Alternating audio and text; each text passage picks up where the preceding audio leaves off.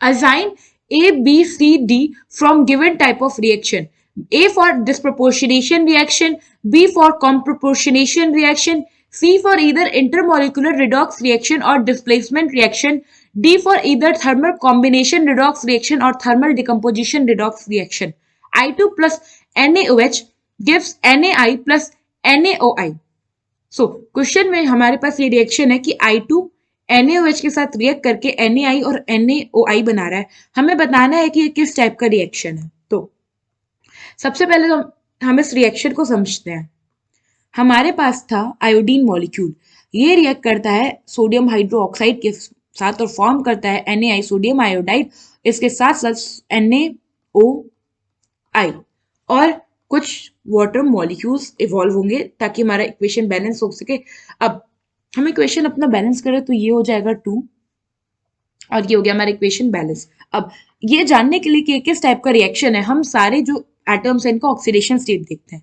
ये आयोडीन अपने elemental form में है तो इसका ऑक्सीडेशन स्टेट 0 होगा। सोडियम का ऑक्सीडेशन स्टेट +1 होता है, ऑक्सीजन का -2 और हाइड्रोजन का +1। NaI में सोडियम हो गया हमारा +1, आयोडीन हो गया -1। NaOI में सोडियम हो गया +1, ऑक्सीजन हो गया -2 और आयोडीन यहाँ होगा हमारा +1। तभी ये कंपाउंड का जो हमारे चार्ज है वो कंप्लीटली बैलेंस हो पाएंगे। और यहाँ पे हाइड्रोजन +1 होगा ईच हाइड्रोजन और ऑक्सीजन हो गया हमारा -2।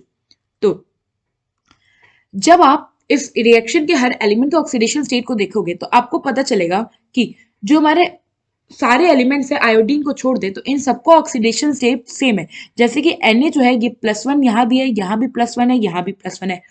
ऑक्सीजन यहाँ भी -2 है, यहाँ भी -2 है, यहाँ भी -2 है और हाइड्रोजन यहाँ +1 है और यहाँ भी +1 है।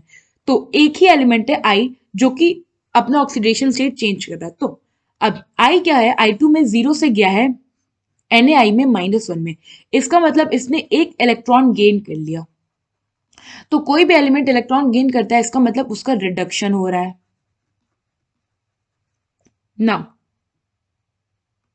अब I2 में ये 0 है और NaOI में ये +1 है, तो ये 0 से गया +1 में।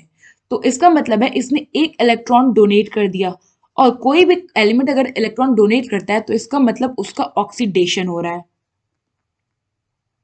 तो अगर आप देखो तो हमारा सेम ही केमिकल इक्वेशन में, मतलब एक केमिकल इक्वेशन में सेम एलिमेंट जो है वही रिड्यूस भी कर रहा है और वही ऑक्सीडाइज भी कर रहा है। तो होता क्या है,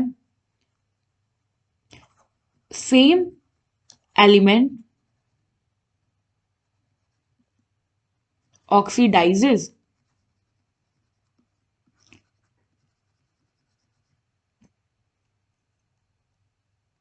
as well as reduces।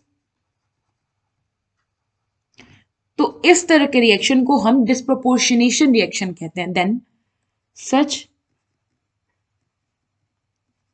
Reaction are called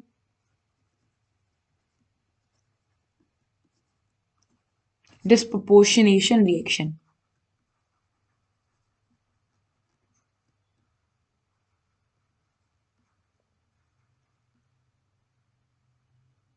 जैसे कि हमने देखा कि हाँ यहाँ हमारा जो I2 मॉलिक्यूल था ये डिस्प्रोपोर्शनेट किया, तो यहाँ पे जो हमारा करेक्ट असाइनमेंट होगा या फिर आप कह लो ऑप्शन होगा वो होगा हमारा ए वाला। आई होप आपको ये क्वेश्चन समझ में आया होगा। Thank you.